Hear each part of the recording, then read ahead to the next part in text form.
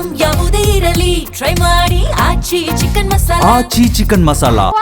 ಪದೇ ಪದೇ ಮೋದಿ ಟ್ರಂಪ್ನ ಯಾಕೆ he should make happy, Trump ಅವರನ್ನ ಸಂತೋಷ ಪಡಿಸೋದಕ್ಕೆ ಮೋದಿ ಅವ್ರು ಯಾಕೆ ಟ್ರೈ ಮಾಡಬೇಕು ಅಂತ. ಇವನ್ ಎಪ್ಸ್ಟಿನ್ ಫೈಲ್ಸ್ ಅಲ್ಲೂ ಅದನ್ನೇ ಬರೆಯಲಾಗಿದೆ. ಮೋದಿ ಅವರನ್ನ ಸಂತೋಷ ಪಡಿಸೋದಕ್ಕೆ ಇಸ್ರೇಲ್ಗೆ ಹೋಗಿ ಮೋದಿ ಅವರು ಹಾಡಿದ್ರು ಕುಣಿದ್ರು ಅಂತ.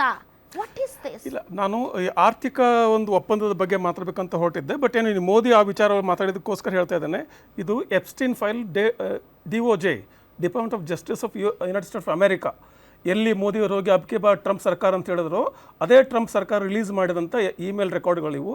ಇಲ್ಲಿ ಮೇಲೆ ಮೋದಿ ಅಂತ ಸರ್ಚ್ ಮಾಡಿ ಐ ಆಮ್ ಸೇಯಿಂಗ್ 78 ರೆಕಾರ್ಡ್ಸ್, 78.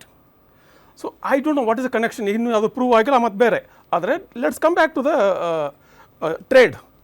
ಯಾವುದೇ ಒಂದು ಎರಡು ಎಂಟಿಟಿ, ಈಗ ನಾನು ನೀವು ಒಂದು ವ್ಯವಹಾರ ಮಾಡಿದ್ರೆ, ಅಥವಾ ಒಬ್ಬ ರೈತ ಇನ್ನೊಬ್ಬ ತನ್ನ ಗಿರಾಕಿ ಜೊತೆ ವ್ಯವಹಾರ ಮಾಡಿದ್ರೆ, ವ್ಯವಹಾರ ಇದ್ರೆ economic activity has to be on equal footings, ಸಮಾನವಾಗಿರಬೇಕು ಟರ್ಮ್ಸ್ ಆಫ್ ರೆಫರೆನ್ಸಸ್. ಈಗ ಇಲ್ಲಿ ಏನಾಗಿದೆ, ಈ ಒಂದು ಒಪ್ಪಂದ ಸೀಮಿತವಾಗಿ ಮಾತಾಡೋದಾದರೆ 50% ಏನು ಟ್ರಂಪ್ ಟ್ಯಾರಿಫ್ ಜಾಸ್ತಿ ಮಾಡಿದ್ರಲ್ಲ ಭಾರತದ ಒಂದು ರಫ್ತಿನ ಮೇಲೆ, 50% ಮುಂಚೆ ಎಷ್ಟಿತ್ತು?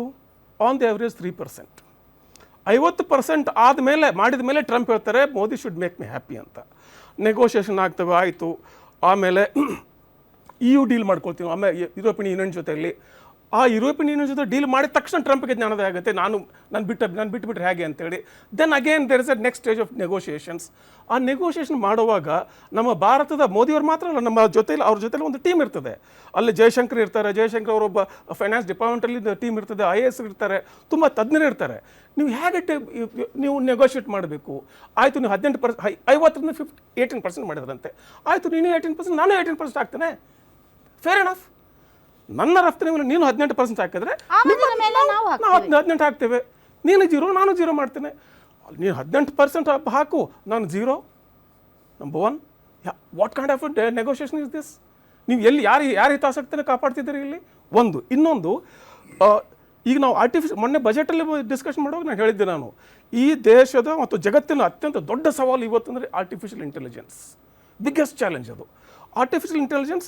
ಮತ್ತು ನಮ್ಮ ಎಕನಾಮಿಕ್ ಸರ್ವೆನೇ ಹೇಳಿದಂಗೆ, ಎಲ್ರಿಗೂ ಗೊತ್ತಿರೋ ಥರ ಈಗ ಇಡೀ ಜಗತ್ತು ಯುದ್ಧದ ಭೀತಿಯಲ್ಲಿದೆ. ಆ ಯುದ್ಧದ ಸ್ಥಿತ್ಯಂತರಗಳು ಆಗಿಬಿಟ್ರೆ ಎಕನಾಮಿಕ್ ಎಫೆಕ್ಟ್ ಇರ್ತದೆ. ಅದನ್ನು ನಾನು ಹೇಗೆ ಅಡ್ರೆಸ್ ಮಾಡಬೇಕು, ಹೇಗೆ ಅದನ್ನು ನಾನು ಬಗೆಹರಿಸ್ಕೋಬೇಕು, ಆ ವಿಚಾರ ಇಲ್ಲವೇ ಇಲ್ಲ ಈ ಡೀಲಲ್ಲಿ. ಈಗ ಆರ್ಟಿಫಿಷಿಯಲ್ ಇಂಟೆಲಿಜೆನ್ಸ್ಗೆ ಡೇಟಾ ಬೇಕು.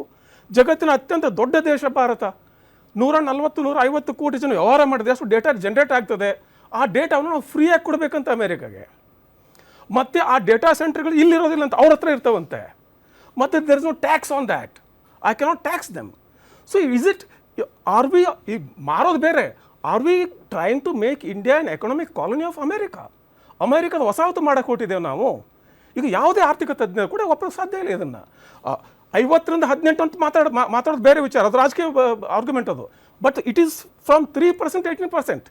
It is not 15 to 18%. It is 3 to 15. 3 ಇದ್ದದ್ದನ್ನ 50 ಮಾಡಿದ್ರು, 50 ಇದ್ದದ್ದನ್ನ 18 ಮಾಡಿದ್ರು, 3 ಇದ್ದದ್ದನ್ನ ಬೇಸಿಕಲಿ 18 ಮಾಡಿದ್ರು. ನಾವು we are tax free, we are giving them tax free. It's not a win to win situation. It is not at all win to win. ಇದನ್ನ ನಾವು ರಾಜಕೀಯವಾಗಿ ನಾವು data ಬಗ್ಗೆ ಮಾತಾಡ್ತಾ ಇದ್ದೀರಿ ಸರ್. ಇಡೀ ಪ್ರಪಂಚದಲ್ಲಿ ಅತ್ಯಂತ ಹೆಚ್ಚು ಜನಸಂಖ್ಯೆ ಉಳ್ಳಂತಹ ಭಾರತ ದೇಶ, ಇಲ್ಲಿನ ಸಂಪನ್ಮೂಲ, ಈ ದೇಶದ ಜನಸಂಖ್ಯೆ, ಈ ದೇಶದ ಅತಿ ದೊಡ್ಡ ಶಕ್ತಿ ಮತ್ತು ಸಂಪನ್ಮೂಲ.